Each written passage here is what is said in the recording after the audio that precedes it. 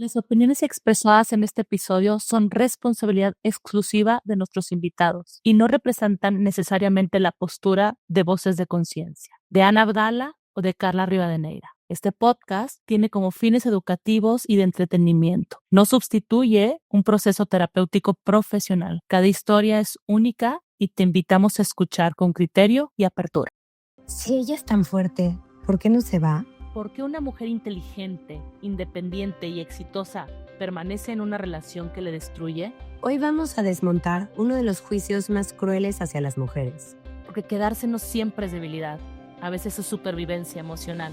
¿Qué pasa en el cerebro cuando el amor se mezcla con el daño? ¿Puede el vínculo volverse adictivo? Hoy nos acompaña Paola, especialista en violencia de género y sexología, para ayudarnos a entender el trauma bonding, la dependencia emocional y el ciclo que atrapa incluso a las mujeres más fuertes y más fregonas. Y también vamos a preguntarnos algo incómodo. ¿Puede el dolor no procesado convertirse en agresión? Porque sanar no es cambiar de bando. Es salir del campo de batalla. Yo soy Carla Rivadeneira. Y yo soy Ana Abdala. Bienvenidos a Voces de Conciencia.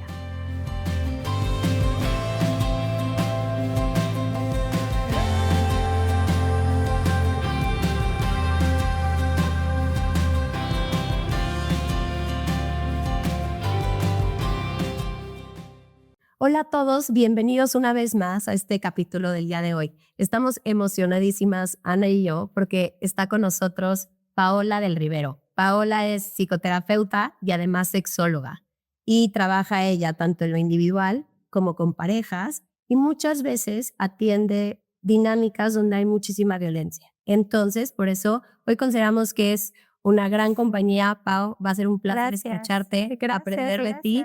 Y todo este mes de marzo estaremos hablando en temas de violencia de género, conmemorando el 8 de marzo, el mes de la mujer, que recuerden, no es un mes para festejar, sino para visibilizar y para dar para adelante, para tratar de conseguir que algún día exista esta equidad entre hombres y mujeres, porque ya basta de que es una lucha de agradarnos a unos a otros, sino más bien hablemos de esto, démosle nombre y que el futuro, que las siguientes generaciones dejen de heredar los silencios. Paola, bienvenida. Muchas gracias, Feli.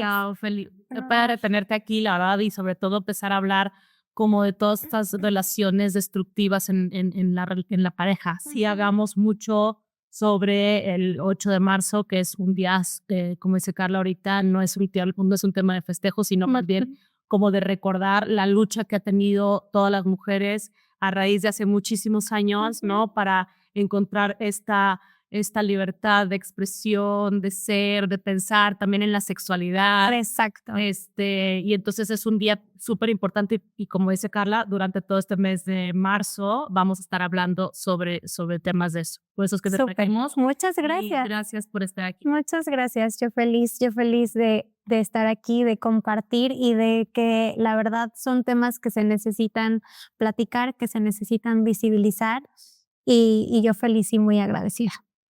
Padrísimo, Pau. Oye, Pau, perdón. Bueno, ahorita que estábamos hablando sobre las relaciones de pareja, y mucho se dice que una mujer se queda en una relación destructiva, lastimosa, desde un lugar como de debilidad, como, oye, muchas de mis pacientes me dicen, es que me falta amor propio, por eso regreso, ¿no? Entonces, creo que hay que desmitificar un poquito qué es lo que pasa con una mujer que se queda en una relación en donde está siendo violentada. 100%. Antes se conocía como el ciclo de la violencia, ahorita ya le llaman la escalonada de la violencia porque justamente va escalonando la violencia, ¿no? Recordemos que el tema de violencia es una persona que ejerce poder sobre la otra, ¿no? Entonces llega un punto donde el ejercedor de violencia ya no puede ejercer este poder con la persona y entonces es cuando viene esta escalonada de violencia. Entonces, creo que es bien importante saber que cuando una persona o una mujer está dentro de este ciclo de violencia o esta escalonada de violencia, también se va creando un tema de autoestima donde se va sintiendo pues cada vez más chiquita, ¿no? Va dudando más porque precisamente lo que hace el ejercedor de violencia es eso, ¿no? O sea, que haga dudar de lo que es, ¿no? Y bueno, a nivel cerebral obviamente también pasan cosas. El ciclo de la violencia, recordemos que es la luna de miel, que es cuando las personas literalmente están como coqueteando, ¿no? Esta parte de las flores y, ¿no? Viene también la parte de tensión cuando explotan y viene el arrepentimiento, ¿no?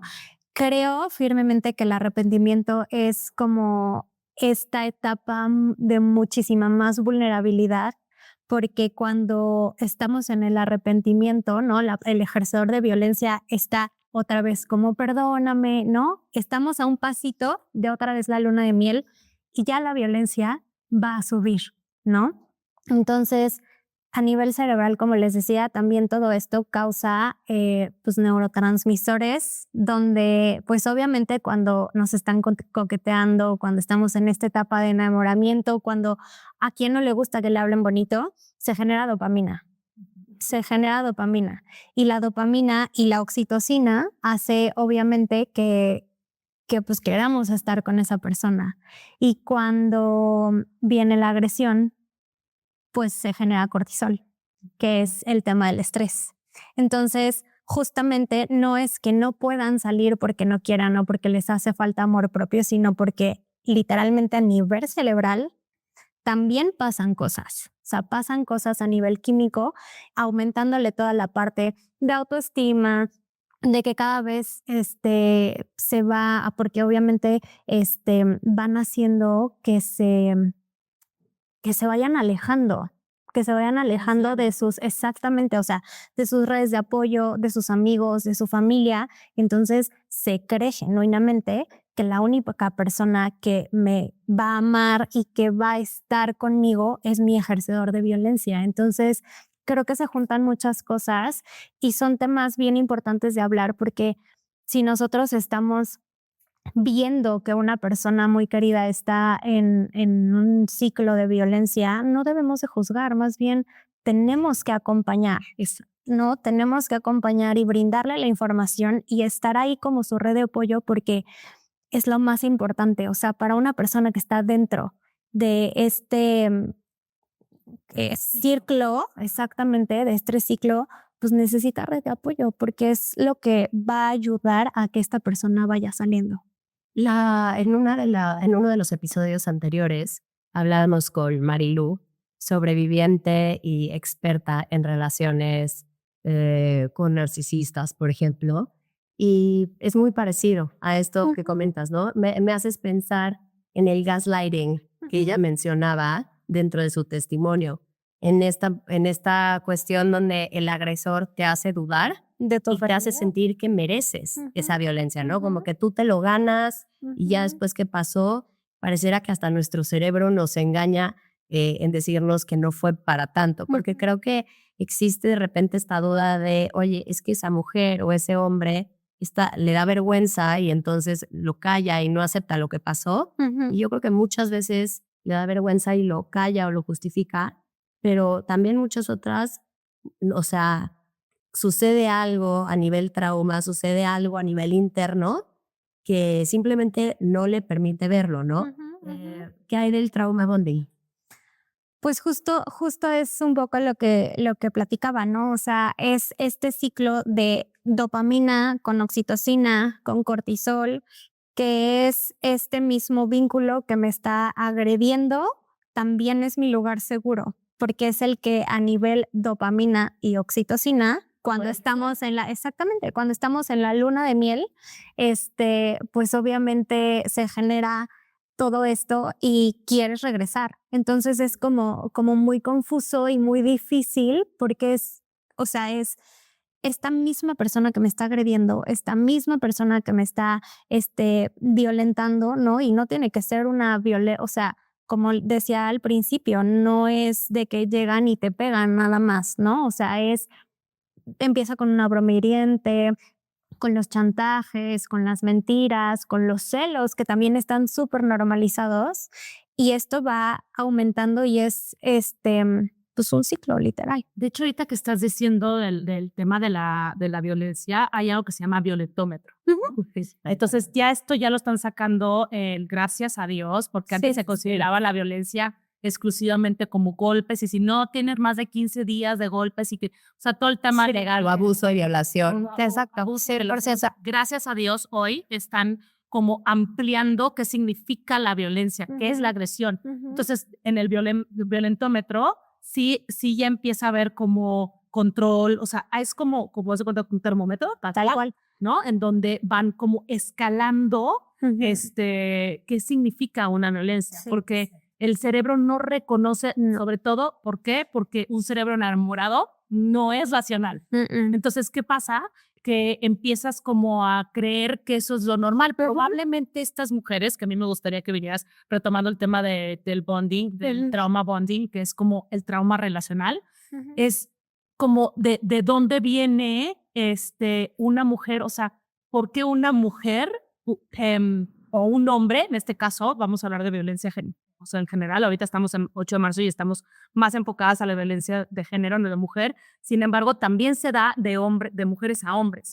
O de hombres a hombres, y así también es de género, porque el machismo promete fuerza y al final castiga con silencio y con opresión. Entonces, ¿qué pasa? ¿No? O sea, que ahí es en donde, ¿qué pasa con una persona que está en una relación violenta? O sea, si habláramos de este trauma relacional con su familia, ¿qué es lo que tú pudieras decir? O sea, ¿qué tipo de apego pudiera tener esta persona? Pues yo creo que tienen un apego bastante ambivalente, exactamente. Sí, muy desorganizado, porque digo, ya tendríamos que meternos a la historia de cada persona, ¿no? Pero son personas que justamente no necesitan de estos picos, tal vez, ¿no? O sea, es neuroquímico. Exactamente. ¿Y sabes en qué me haces pensar, Paola? O sea, me parecen muy interesante porque hay países donde es más peligroso ser mujer que en otros, ¿no? O sea, porque la estadística nos habla de que Dinamarca y Suecia, las mujeres y los hombres mueren por igual, o sea, no hay feminicidios, pero en países de Latinoamérica o en ciertos países del Medio Oriente es muy peligroso ser mujer. Sí. Y yo pienso que tan arraigado está en la cultura este machismo. Y antes, o sea, además del tipo de apego que cada persona pueda tener, pensaría yo, está la parte importantísima del apego, de que desde chiquititos los niños vayamos entendiendo que nuestro papá o nuestra mamá nos ama, pero al mismo tiempo nos tira de que somos un tal por cual, nos ofenden, o sea, que se mezclen señales de amor con violencia disfrazada de protección o de educación. Y segundo, creo que también es esta parte de aprender a detectar y de justificar qué es la violencia, porque retomando el tema que mencionaba Ana, el violentómetro, creo que es maravilloso ese violentómetro, pero a veces o sea, les preguntamos a las mamás trabajando en temas de crianza, oigan, platíquenme cómo la llevan con sus hijos, y creo que la sociedad mexicana se ha vuelto común, o se ha normalizado, ¿no? Sí. La chancla, Sí. el pellizquito, una mirada, el intimidar, el educar desde el miedo y no desde la conciencia, no desde el entender. Entonces yo pensaría, hay un tema de apego, pero también un tema de educación. Y eso sí, un tema social. Exacto. Y este mes a mí me encantaría decir, pues es que el 8 de marzo, además de ir o sea, si uno quiere hacer o no pancartas, porque luego se van es que yo no quiero marchar, o qué onda con las que pintan los monumentos. Ok, pero se puede participar desde lugares de más conciencia, de mucho amor, como poniendo un ojo de yo cómo estoy educando a mis hijos, yo cómo estoy tratando a mi hijo y a mi hija. Desde ahí estoy siendo equitativo, equitativa, o estoy haciendo cambios, porque creo que la violencia de género bien invisibilizada, ¿no? Y yo creo que sí es bien importante, perdóname, decir que cuando hablamos de violencia de género, a ver, sí nos enfocamos mucho en la violencia hacia las mujeres, porque voy a hablar de México. En México es lo que más se vive y lo que más se ve y estadísticamente es lo que, ¿no? Entonces, nosotros asociamos violencia de género con violencias a las mujeres, pero creo que sí es bien importante también decir que la violencia de género es por eso, o sea, es yo te voy a pegar o te voy a matar o te voy por ser hombre, por ser mujer. O sea, no es violencia de género igual a violencia hacia las mujeres, sino más bien es el motivo por el que te estoy violentando es tu género. Entonces, creo que sí es bien importante. A ver, desgraciadamente, sí el tema de violencia de género aquí en México es hacia las mujeres. Decía, ¿no? Hoy estaba viendo que el 70% de las mujeres reportan haber vivido violencia de género. Y la verdad es que, lejos de sorprenderme que esa estadística, creo que más bien nadie habla o la gente no sabe qué es violencia de género, porque y es que creo que sí es todo, o sea, todo tiene la base del sistema patriarcal, o sea, que es literalmente la mujer es menos, las mujeres no tienen la fuerza suficiente, ¿no? O sea, entonces es como desde esta parte de que el hombre es mejor, que es más poderoso y que puede incluso tomar decisiones hacia la vida de una mujer. Y es que también a veces las mujeres confundimos un poco el empoderamiento con la agresión. Creo que el empoderamiento viene más desde un lugar en donde te vuelves libre, en donde el poder lo regresas adentro de ti, como tú lo decías hace ratito, Paola. Un agresor va a poner el poder sobre la otra persona. Cuando tomamos este empoderamiento femenino es recuperar el poder dentro de nosotros, pero no desde un lugar agresivo. No, sino más bien desde un lugar en donde me cuido, me protejo a mí. Y obviamente el momento de yo protegerme a mí, pongo límites. Exactamente. Y a lo mejor me voy, ¿sí? Ahora, retomando un poquito lo que habíamos dicho del violentómetro y retomando lo que tú dijiste, Carla, que es súper valioso, en este violentómetro no está catalogada la negligencia, que es todo un tipo de abuso. Y debería de ser, ¿no? Porque en la crianza, como tú dices ahorita, o sea, no está catalogado el que de pronto no tienen que comer o salen los niños a la escuela sin taparse. Entonces, golpear para que aprenda golpear para que aprenda. Ver ese tipo de cosas no están dentro del violentómetro, ni tampoco todo este gaslighting o manipulación de la que hablabas al inicio del programa, en donde mencionas que al inicio es como esta luna de miel. Sí, al inicio, que hoy es la luna de miel, hoy se le llama como este love bombing, en donde te llenan de amor, y después viene el super madrazo, ¿ok? En donde todo eso que yo te juré y te prometí, entonces ahora voy a violentarte, porque muchas veces el agresor no se ve como un agresor, no, se ve como una persona normal, común y corriente, 100%. y está violentándote y jugando desde una forma en donde se convierte en una adicción, en algo neuroquímico. Y creo que también es bien importante decir, porque muchas veces creemos en el tema de sexualidad que sí en consulta, insisto, desgraciadamente llegan a mi consulta, muchas personas que reciben violencia, ¿no? Pero creo que también es importante decir que las personas ejercedoras de violencia también necesitan este acompañamiento, pero no hay manera de acompañarlos si ellos no se dan cuenta. O sea, no hay forma de trabajar con un ejercedor de violencia o un ejercedora de violencia, si genuinamente no tienen esta convicción de algo está pasando, quiero dar ese cambio y me quiero mover. Y yo creo que también, o sea, en relación a este punto, es la mayoría de las personas que agreden a las mujeres, la estadística da casi al 100%, son hombres, ¿no? O sea, la violencia es cometida por un hombre.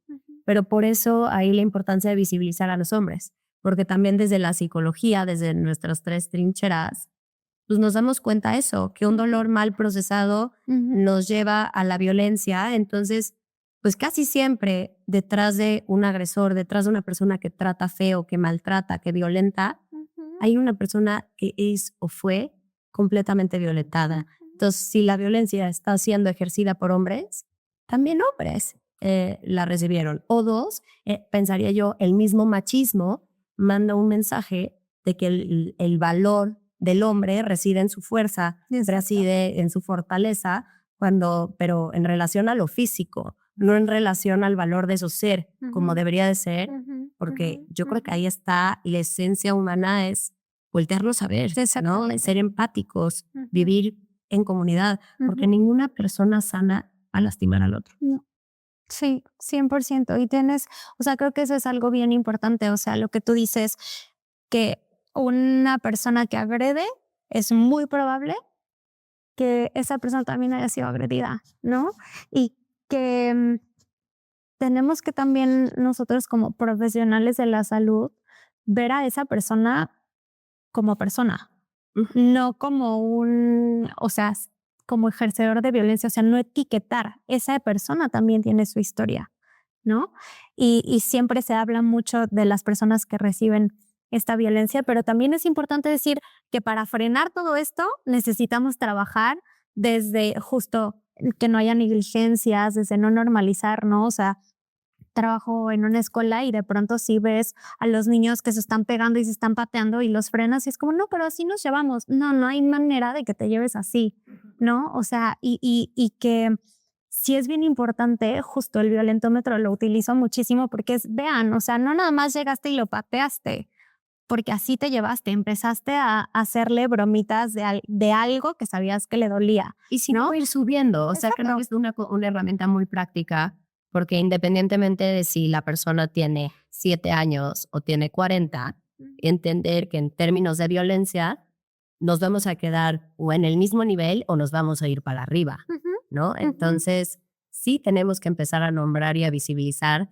las cosas que nos parezcan tan mínimas y tan exageradas que ahora dicen que son de generación de cristal, como le son un chantaje o una manipulación. Pero ¿por qué es importante? Porque de ahí se va escalando. Ya que eso que estás diciendo es impresionante, Carla, porque ni siquiera tenemos definido qué es la agresión. O sea, para una persona la agresión es una cosa, pero para la otra es otra. Entonces tenemos muy confundidos. ¿Y a qué se debe esto, Pau? O sea, ¿crees que es por un tema donde creciste, que se normalizó la violencia? A ver, cuéntanos un poquito qué puede pasar para que una persona no identifique que es una agresión. Creo que es importante hablar de dos cosas. La violencia no es igual a agresión, ¿no? O sea, la violencia es esta conducta que yo voy a tener con intención de lastimarte y de hacerte menos. ¿Ok?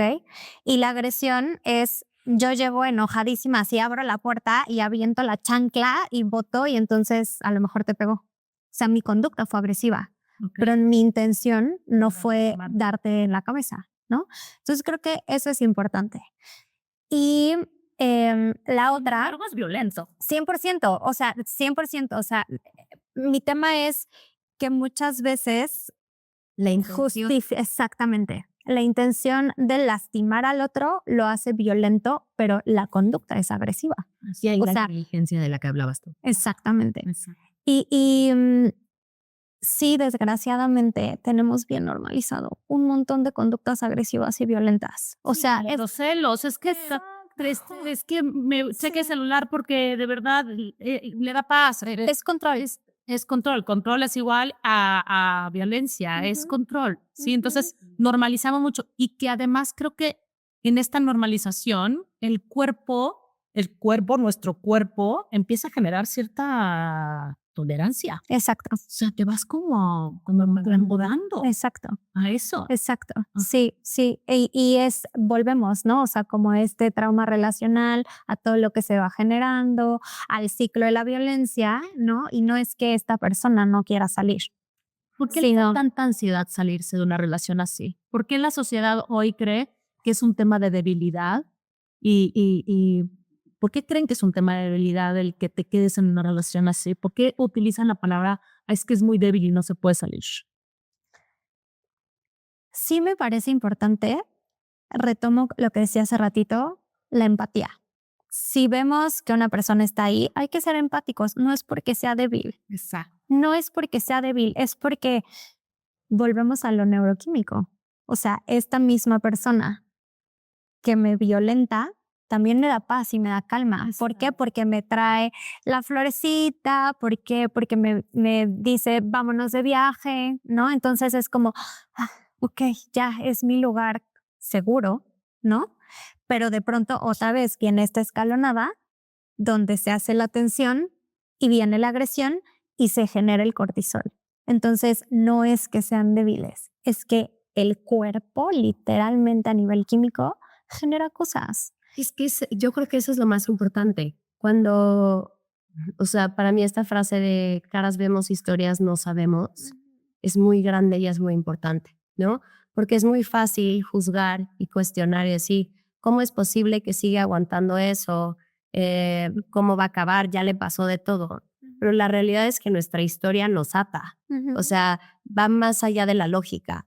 Hace ratito mencionaba Ana esto de un cerebro enamorado no es lógico. Un cerebro enamorado funciona como el de un adolescente, más allá de lo inteligente que es esa persona. O sea, puede ser él o la CEO de Coca-Cola o de Google, de la empresa que sea.